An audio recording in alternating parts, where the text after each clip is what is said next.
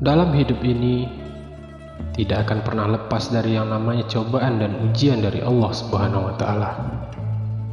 Nabi Muhammad SAW bersabda, "Sungguh besarnya pahala bersamaan dengan besarnya cobaan.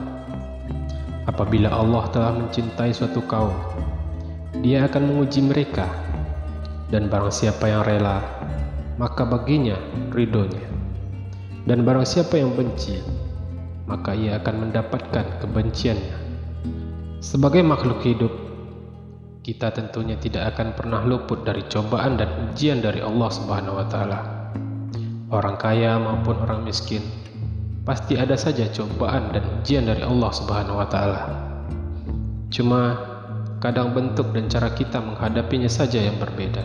Lalu, apa saja yang harus kita lakukan ketika kita menghadapi cobaan dan ujian dari Allah Subhanahu wa taala? Simak video ini sampai selesai supaya bertambah ilmu kita. Assalamualaikum warahmatullahi wabarakatuh. Apa kabar sahabat semua? Semoga kita semua selalu dalam lindungan Allah Subhanahu wa taala, serta dilancarkan semua urusan dan dimudahkan dalam mencari rezeki. Amin. Tak lupa pula, marilah kita kirimkan salawat kepada baginda Nabi Muhammad SAW dengan mengucapkan Allahumma sholli ala Muhammad wa ala ali Muhammad. Mudah-mudahan kita semua kelak di hari akhir mendapatkan syafaat dari baginda Nabi Muhammad SAW agar kita bisa terhindar dari siksa api neraka. Amin, amin ya rabbal alamin. Terkadang, tak jarang juga kita selalu membanding-bandingkan diri kita dengan orang lain. Mengapa hidup dia bahagia, bergelimang harta, sementara dia tidak sholat ataupun sebagainya? Sebaliknya, mengapa hidup kita susah dan selalu menderita, sementara kita melaksanakan sholat 5 waktu dan amalan lainnya? Itu sangat manusiawi. Namun percayalah, Allah tidak akan memberikan cobaan dan ujian di luar batas kemampuan kita sebagai makhluk ciptaannya. Pernah seorang sahabat Nabi bertanya, "Wahai Rasulullah, siapakah orang yang ditimpa cobaan paling berat?"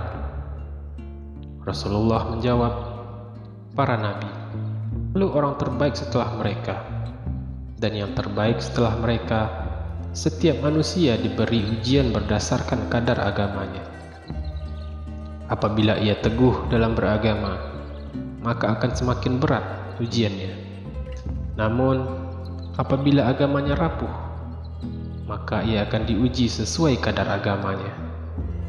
Dan tidaklah setiap hamba berhenti diuji sampai ia berjalan di muka bumi tanpa memiliki dosa."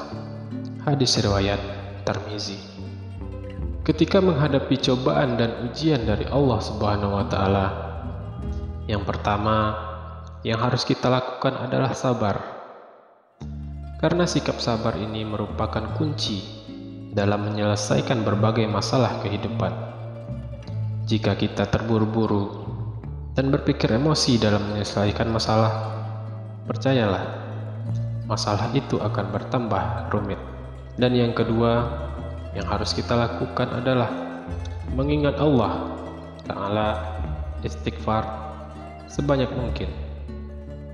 Jika kita mengingat Allah Ta'ala, maka seorang hamba akan dilapangkan dadanya, bahkan lebih lapang dari dunia dan seluruh yang ada di dalamnya. Setelah sabar dan istighfar sebanyak mungkin, ridholah dan berhusnuzonlah atas ketetapan Allah. Berprasangka baiklah kepada Allah. Jangan mengumpat dan jangan membanding-bandingkan diri kita dengan orang lain, karena kita tidak pernah tahu apa maksud Allah dari semua cobaan dan ujian yang diberikannya. Kemudian yang keempat yang harus kita lakukan adalah berikhtiarlah mencari solusi. Setiap masalah pasti ada solusinya. Seringkali kita tidak mencari solusi, tetapi justru mempermasalahkan masalah itu sendiri. sehingga akhirnya semua terasa berat. Dan yang terakhir, perbanyaklah membaca Al-Quran, karena dengan banyak dan rajin membaca Al-Quran dapat membuat hati kita lebih tenang, damai, dan tentram.